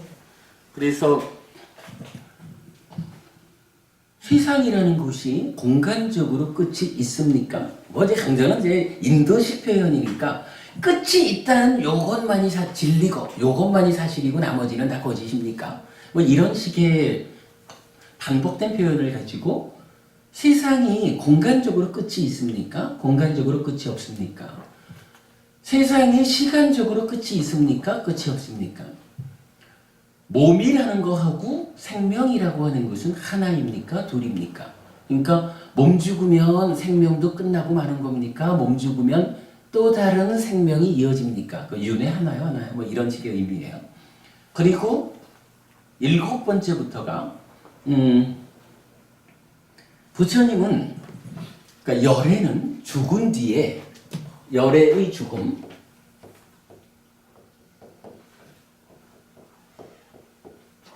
일, 존재합니까? 이렇게 물어요. 그리고 두 번째가 존재하지 않습니까? 세 번째가 존재하기도 하고 존재하지 않기도 합니까? 이렇게 묻고, 네 번째는 존재하지 않는 존재하는 것도 아니고 존재하지 않는 것도 존재하지 않는 것도 아니고, 뭐 이렇게 네 가지 경우로 묻는데, 이게 사실 이제 인도적인 논리랍니다. 우리는 뭐 웬만하면 있어 없어 요거는 딱 구분되잖아요. 근데 인도 사람들의 그 어떤 논리가 있다 없다, 있기도 하고 없기도 하고, 있는 것도 아니고 없는 것도 아니고, 뭐 이렇게 네 가지로 네 가지로 따져봐야 이게 모든 경우라는 거예요. 인도는 그렇다네요. 그래서 부처님 돌아가신 다음에 이렇게 네 가지로 묻는 게, 부처님 돌아가신 그 이후의 상태에 대해서 모든 경우를 질문하는 거예요. 그런데 부처님은 이 모든 경우에 대해서 대답하지 않잖아요. 설명하지 않는다. 무기 이렇게 했죠. 뭐 물론 이제 왜 대답하지 않느냐 이러면 뭐 경전은 기본적으로 이런 질문이라는 게, 아니 세상에 끝이 있으면 어떻고 없으면 어떻고, 세상 끝이 있다 그래서 네 삶에 달라지는 게 뭐야? 세상 끝이 없다고 해서 네 삶에 달라지는 게 뭐야? 그렇게 이익되지 않는 거에 매달려가지고 삶을 낭비하지 말고 고진멸도사성제라고 하는 것을 성찰함으로써 삶의 문제를 풀어라. 부처님은 그래, 우리 다음 주 공부하겠지만 나는 오직 고와 고묘를 말할 뿐이다 라고 하는 이러한 선언도 14무기로 질문할 때 그거에 대해서 답하지 않으면서, 그런 이익되지 않는 일에 나는 관심 없다. 오직 삶의 문제가 우리가 말하는 사부니카야를 꿰뚫는 하나의 정신이 있다면 삶의 현실에 대한 통찰이다. 이렇게 말하는 거예요. 부처님의 입장이 그래. 뭐 그런 입장 때문에 대답하지 않는 거. 그런가 하면 뭐 그렇게 이익되지 않기 때문에. 그런가 하면 또 한 가지는 뭐 헤아려지지 않기 때문에. 그러니까 어떠한 상황을 내가 설명해봐도 나는 설명해 줄 수가 있는데 그대가 이해할 수가 없어. 왜 그럴까요? 부처님하고 듣는 사람하고 간에 뭔가 차이가 있으니 그러겠지 뭐. 어떤 차이가 있을까요? 부처님은 탐진치가 다 소멸했어요. 무명과 가래가 없어진 사람이요. 그런데 듣는 사람은 아직까지 아라한이 되기 이전이라면 듣는 사람은 탐진치가 남아있어요. 무명과 가래라고 하는 방해거리가 있는 거야. 그러니까 방해 없는 상태의 어떠함을 설명을 해줘도 방해 있는 상태에서 이해할 수가 없는 거예요. 이 얘기는요, 이러한 네 가지 경우가 모든 경우라고 인도 사람들은 말을 하지만 사실은 탐진치 없는 상태에서는 요거 말고도 또 다른 경우가 있다는 거예요. 근데 그 경우는 탐진치를 갖고 탐진치에 의해서 방해받는 사람은, 어서 오세요 교수님. 탐진치에 의해서 방해받는 사람은 어떻게 이거는 헤아려지지가 않아, 설명이 안 돼. 그러면 어떻게 해요? 나는 보지만 너는 이해할 수 없으니 이걸 어떻게 설명하나요? 내가 잘못인가? 나는 알아. 문제는 너의 문제 때문에 네가 못 알아듣는데 뭐. 이게 사실은 무기라고 하는 말이에요. 제가 지금 이렇게 말하는 것을 어떤 경전을 좀 원형해서 말할 수 있냐 하면, 상류타 니카야에 보면 그게 알지 못한 상류타든가 뭐 그래요. 이렇게 질문을 해요. 부처님, 윤회의 시작점이 언제입니까? 우리가 언제부터 윤회하게 되었습니까? 요 얘기요. 따져보면 이런 거잖아요. 몸과 마음이 있는데 몸이라는 것은 하여간 100년 이렇게 만나는 거잖아요. 마음이라는 것은 언제 출발을 했든지 간에 그 출발한 상태에서 하여간 해탈해서 열반을 지련할 때까지는 가는 거잖아요. 거기에 달락달락 몸이 붙는 거잖아, 뭐 따지자면. 그죠? 그러니까 여기서 윤회의 시작이 어디냐? 윤회의 시작점을 묻는다라고 하는 거는요. 따지고 보면 마음, 달리 말해서 식이라는 요 마음이 언제 생겨나가지고, 그죠? 식의 출현. 언제 식이 생겨나가지고, 일단 마음이라는 것은 뭔가 서로 조건되니까 마음이 식이 생겨났다. 식이 집착 상태로 식취원, 그죠? 오취원 중에 식취원. 이렇게 되면 몸도 함께 해가지고 나라는 삶이 시작되겠죠. 오취원으로의 삶이 시작되잖아. 그러니까 결국은 이 마음이 언제 출현했습니까? 언제 시작했습니까? 요걸 묻는 게 윤회의 시작점이에요. 부처님은 이 질문에 대해서 아주 명확한 답을 줘요. 무명에 덮이고 가래에 묶여서 중생에게는 윤회의 시작점은 알려지지 않는다.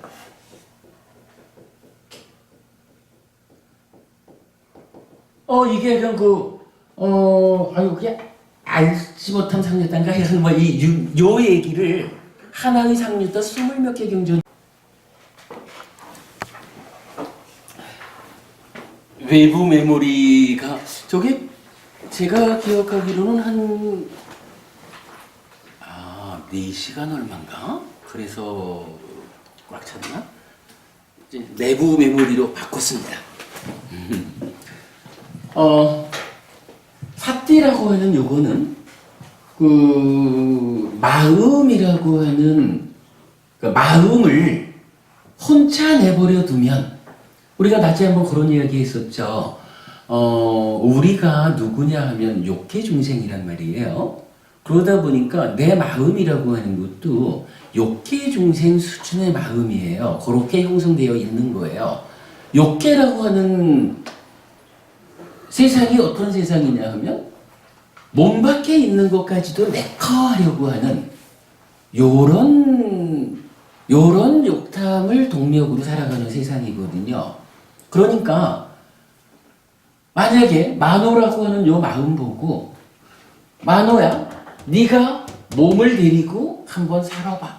네 살고 싶은 대로. 이러면 마음이 현재 상태가 몸 밖에 거는 내커하려는 상태잖아요. 그러니까 글쎄 한 일주일만 만호야 네가 몸 데리고 살아봐라. 이래 하면 이 마음이 일주일이면 아마 저 어디 교도소에 들어가 있어야 하는 그러한 삶을 만들어낼 수도 있는 거예요. 왜냐하면은 우리 마음의 수준이 지금 그렇게 잘 제어된 훌륭한 수준이 아니란 말이에요. 욕계 수준의 마음이라는 게. 그러면 일단 무언가 어떠한 것이든 요 마음 보고 만호라는 요 마음 보고 마음아 네가 몸하고 살아가는 요 시점에서 이러한 행위를 하는 것은 괴로움을 만든다. 그러니까 이러한 행위는 하지 말자. 마음아 네가 지금 이렇게 하는 것은 행복을 만드는 거야. 잘하는 거야. 요거는 계속해. 뭐 어떤 식으로든 마음을 잘 주목해가지고 잘하는지 잘못하는지 마음의 현재를 발견해줘야 돼요. 이 마음이 지금 잘하고 있다라고 발견이 되면 알아차려지면 제가 이거 여러분 알아차린다는 게 무엇일까? 사띠 알아차림이라고 하는 게 무엇일까라는 부분을 발견 이렇게 지금 풀어서 설명하는 거예요. 만호라는 요 마음이 몸데리고 지금 어떻게 하고 있는지를 발견하면 이제 그게 가능한 거야. 만호야, 네가 이러면 괴로워지잖아. 이게 남이 괴로워지니 너랑 몸이랑 함께하면 내가 괴로운 거잖아. 그렇잖아요. 실제로 만호가 몸데리고 행위를 잘못하면 이 행위의 결과로 너가 괴롭나 뭐 몸과 마음으로 이루어진 내가 괴롭지. 그러니까 어떤 형태로든 욕계 중생 수준에 있는 요 마음을 잘 관찰, 발견해가지고 제어해줘야 되는 거라. 그러면 안 된다, 너. 잘하자. 요거를 뭐라고 해요? 요거를 경전이 만호는 무엇을 의지합니까? 삿띠를 의지합니다. 이렇게 말하는 거예요. 타당하죠? 삿띠라는 게 없으면 만호가 그냥 몸데리고 지 평소에 쌓여있는 욕계 중생 수준의 그러한 경향성을 가지고 조금 마음에 들면 누가 보든 안 보든 내 거 해야 되고 좀 왜 가져가? 이러면 콕 찔러서라도 내 거 해야 되고 그러다 보면 머지않아서 교도소에 들어가 있고 뭐 이렇게 될 거 아니에요. 분명히 부처님은 마음이라고 하는 것이 제어돼야 할 필요가 있다. 이 부분을 강조하는 거예요. 마음을 제어한다라는 그 제어하는 역할을 누가 담당하느냐? 기능이 담당한다.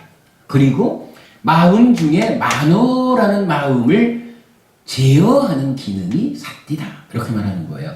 지금 시간 그러니까 다시 안 할게. 뒤에 우리가 할 거고 낮 시간에는 우리가 찌따 만호 윈냐나라고 하는 마음이 삿띠 사마디 빤냐라고 하는 기능에 의해서 제어되고 도움받고 이래가지고 삶의 문제를 해결하기 위해서 사념처 사마타 윗바사나라고 하는 수행이 동원되는 이 부분을 좀 봤죠.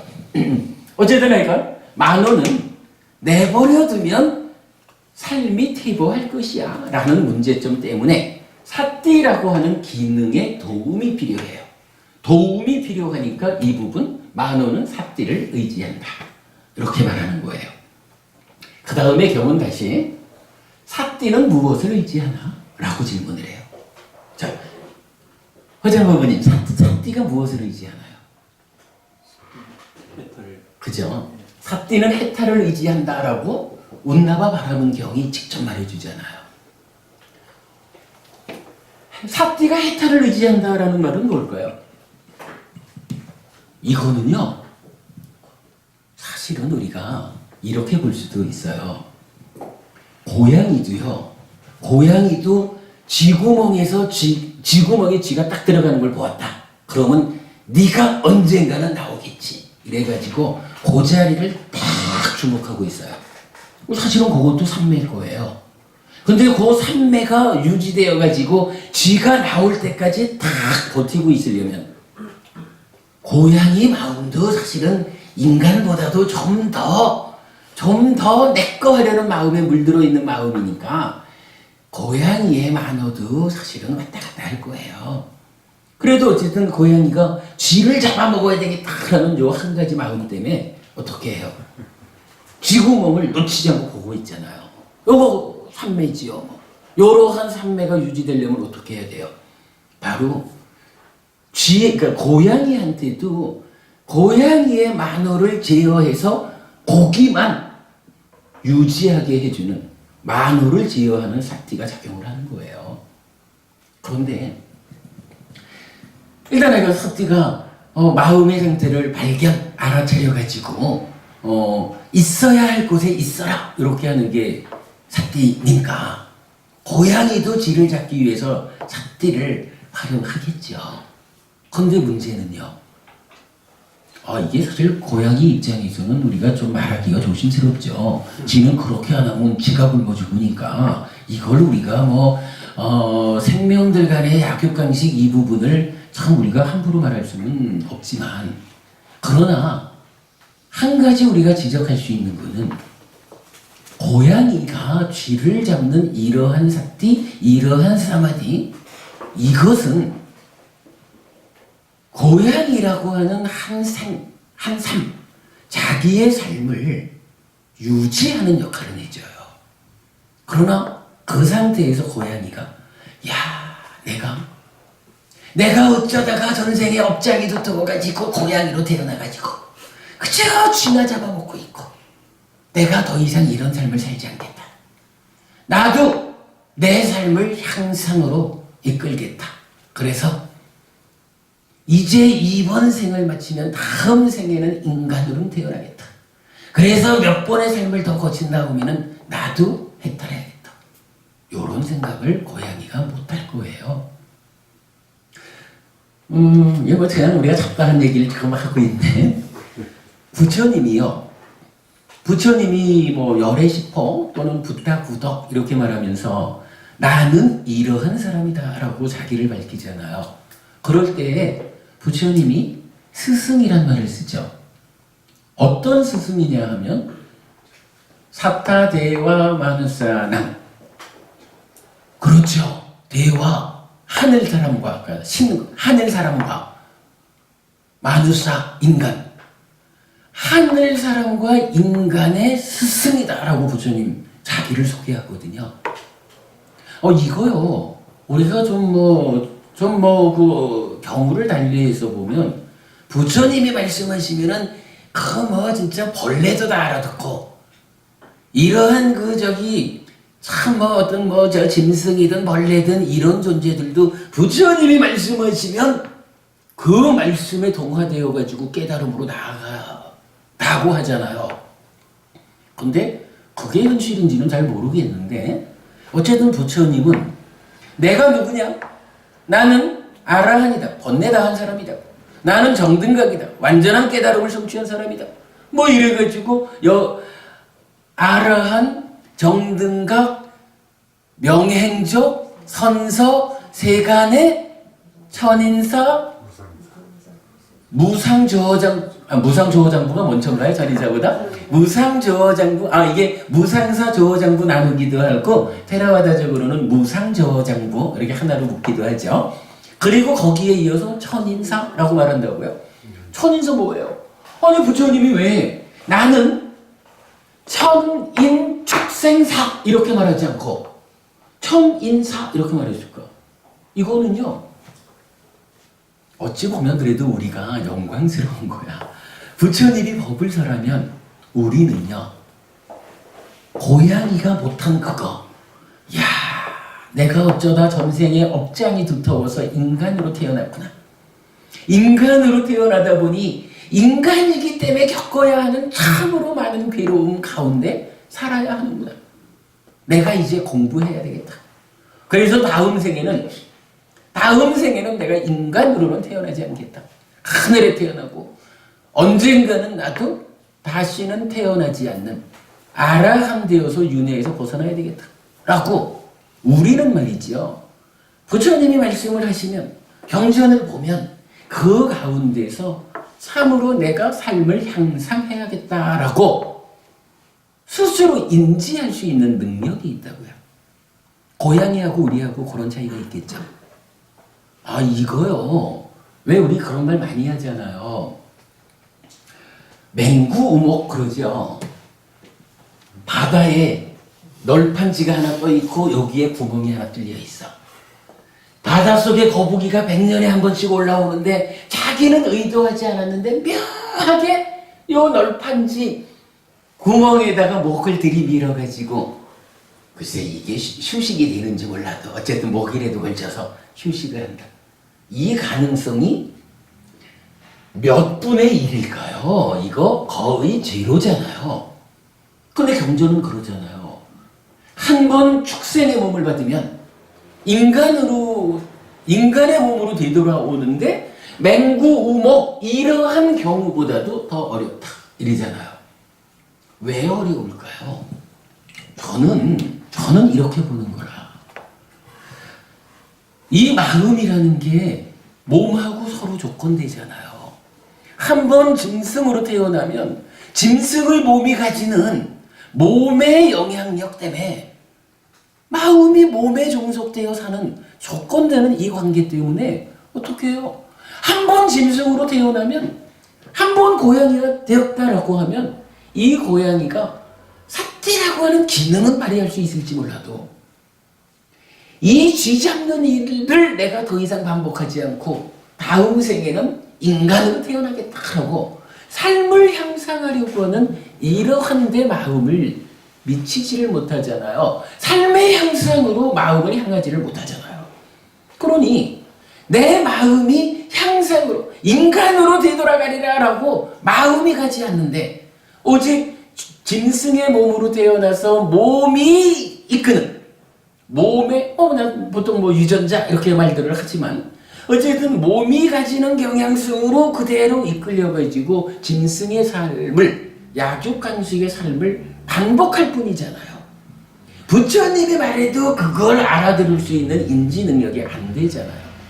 그러니까 누가 방해하는 게 아니라 방해하지 않지만 스스로 올라오고자 하는 마음을 일으키지 못하는 거지 뭐. 몸에 종속되어 가지고. 그러니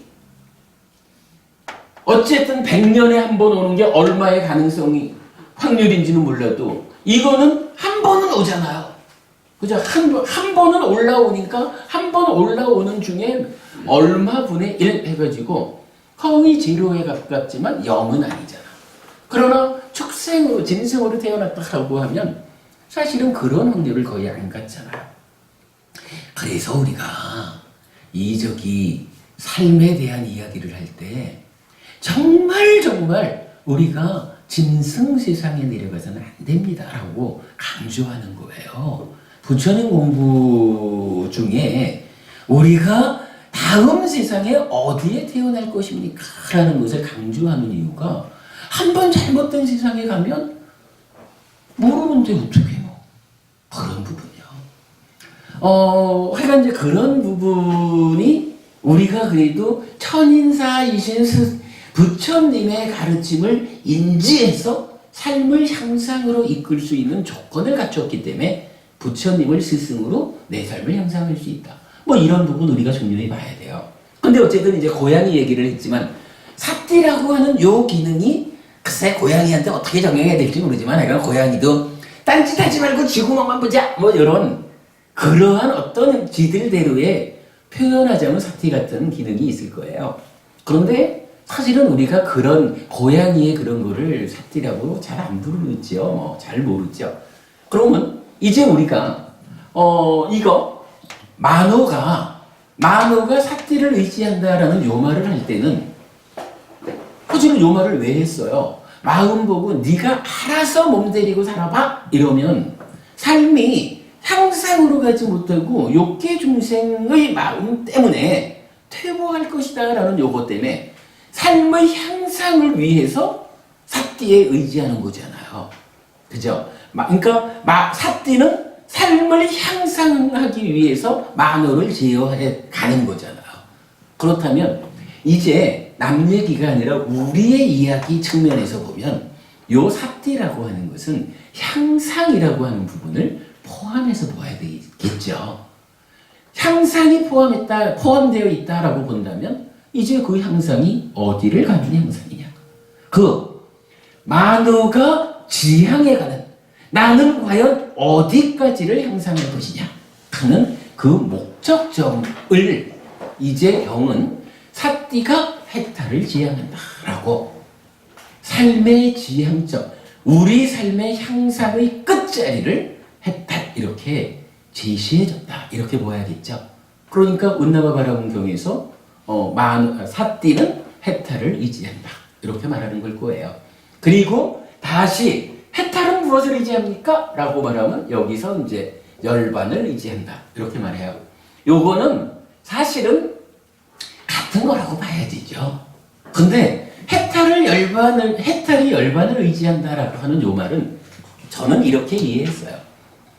만약에 부처님께서 그러니까 스승으로서 최초로 아라한을 성취했다. 그래서 열반을 실현했다.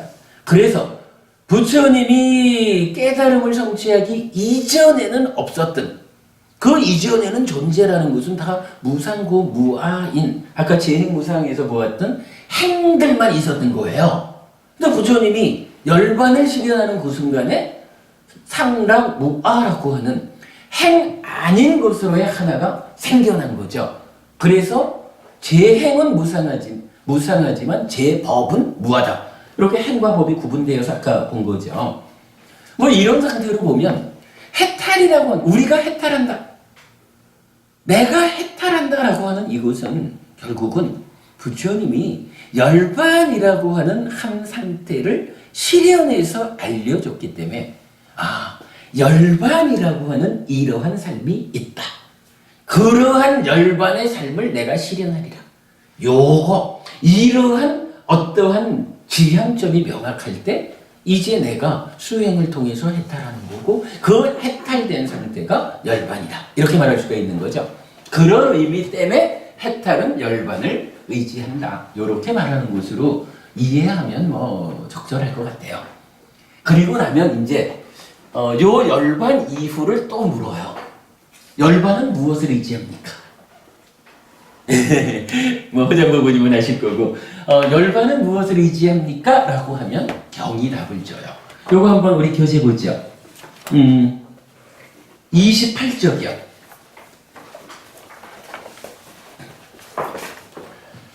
수련여바구님 요 28쪽 요 마무리 부분 한번 잘 좀 들어보셔요. 네. 28번 8쪽 운나바 바라문경 48번일까요? 42번경입니다. 이와 같이 나는 들었다. 한때 세종께서는 사와티에서 제딱숲의 아나타핀디카 원림 급고도원에 머무셨다. 그때 운나바 바라본이 세종께 다가갔다. 가서는 세존과 함께 환담을 나누었다. 유쾌하고 기억할 만한 이야기로 서로 담소를 하고서 한곁에 앉았다. 한곁에 앉은 운나바 바라본은 세존께 이렇게 여쭈었다. 곧다마 존재하시어 5가지 감각 기능은 각각 다른 대상과 각각 다른 영역을 가져서 서로 다른 대상과 영역을 경험하지 않습니다. 무엇이 5입니까? 눈의 감각 기능, 귀의 감각 기능, 코의 감각 기능, 혀의 감각 기능, 몸의 감각 기능입니다. 곧다마 존재하시어 이처럼 5가지 감각 기능은 각각 다른 대상과 각각 다른 영역을 가져서 서로 다른 대상과 영역을 경험하지 않습니다.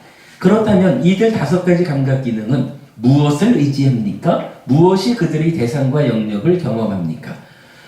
다음 문단 똑같이 반복돼서 마지막에 가면 이들 5가지 감각 기능은 만호를 의지한다. 만호가 그들의 대상과 영역을 경험한다. 곧다마 존재하시어 그러면 만호는 무엇을 의지합니까? 바라문이여 만호는 사띠를 의지한다. 그러면 사띠는 무엇을 의지합니까? 사띠는 해탈을 의지한다. 그러면 해탈은 무엇을 의지합니까? 해탈은 열반을 의지한다. 그러면 열반은 무엇을 의지합니까? 바라문이여 그대는 질문의 범위를 넘어서 버렸다. 그대는 질문의 한계를 잡지 못하였구나. 바라문이여 청정범행을 닦는 것은 열반으로 귀결되고 열반으로 완성되고 열반으로 완결되기 때문이다. 라고 답을 줘요. 그러니까 이 사람은 이렇게 5가지 감각 기능은 만호를 의지하고 만호는 사띠를 의지하고 사띠는 해탈을 의지하고 해탈은 열반을 의지하고 그러니 열반도 무언가 이어서 의지 관계가 있겠지 하고 물어봤는데 부처님은 선을 그어주는 거죠. 질문의 한계를 넘었습니다. 열반은 완결이다. 열반으로서 끝나는 것이지 우리 삶이라는 것을 열반을 실현하면 이제 일체의 괴로움, 생로병사에서부터 일체의 괴로움이 완전히 소멸한 상태로서의 이러한 열반이 완성자리다, 완결된 것이다 라고 종지부를 찍어주는 거예요. 물론 이제 수련여바부님은 그 열반의 상태가 어떤 상태일까 좀 무언가 좀 힌트가 있으면 좋겠는데 이 말씀이신데 그 부분은 이제 우리가 좀 전에 알아봤듯이 내가 무명과 가래 때문에 가려져 있어가지고 내가 못 보는 거예요. 근데 그거는 볼 수 있으면 참 좋겠는데 현실은 우리가 원하는 대로 다 이루어지지 않을 수도 있어요. 뭐 그게 답일 거라. 그러니까 수행을 하지요. 잘 공부해가지고 천상 내가 해탈하고 열반을 실현하면 그때는 알게 될 거예요. 아, 참으로 이러한 것이 열반이고 열애의 죽음 이후는 이러한 거구나. 그때 알겠죠. 지금 우리의 의식 수준, 이 상태로는 알려지지 않는 거. 이렇게 보는 게 맞을 거고, 그래도 좀 기왕이면 할 수 있으면 좋잖아. 라고 이제 여기서 그 부분을 지속적으로 따지고 들어가는 것은 이제 부처님 표현에 의하면 그건 그래 되는 거예요. 하늘이 세상에 끝이 있나요? 라고 매달려서 그거 찾아가는 일이 아무런 이득이 되질 않아. 그거에 매달리지 말고 고집멸도 사성제라고 하는 우리의 삶의 문제에 직접 들어가가지고 삶의 문제를 해결하는 게 유익한 일이요. 이거밖에는 답이 없는 거라. 부처님께서 이러한 상황 때문에 알려주지 않는, 설명하지 않는 이 부분을 그래도 어떻게 좀 알 수 없을까 해가지고 거기에 매달리는 것은 삶을 낭비하는 일이 돼버려요. 어머님, 요게 답일 거예요.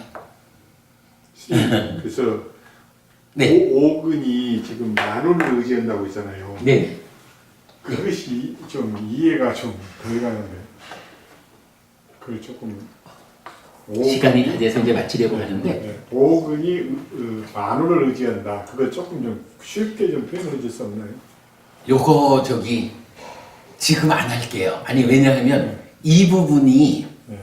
사실은 이 부분이 뭐 지금 법원님 질문은 간단히 하시지만은 아시지만 이게 쉬운 게 아니잖아요. 네. 이거를 이 부분에 대한 답변을 하려면 기본적으로 근이라는 게 무언지 식이라는 게 무언지 요 두 가지가 합쳐져 가지고 처라는 게 된다. 네. 그러면 이렇게 처인 네이처 아니비설신의라는 육네이처는 과연 무엇일까? 이거 쭉 삶의 과정을 거쳐가지고 몸과 말과 만호로 행위를 했더니 행위가 오염이 되니까 한 면으로는 상이 잠재하고 한 면으로는 식이 머물고 이 머문 식이 식이 머물고 증장하면 명색이 출현해서 오온이 형성되면 이게 와가지고 이거를 막 여기에 쌓이고 그래서 이 식이라고 하는 것이 이전의 행위들의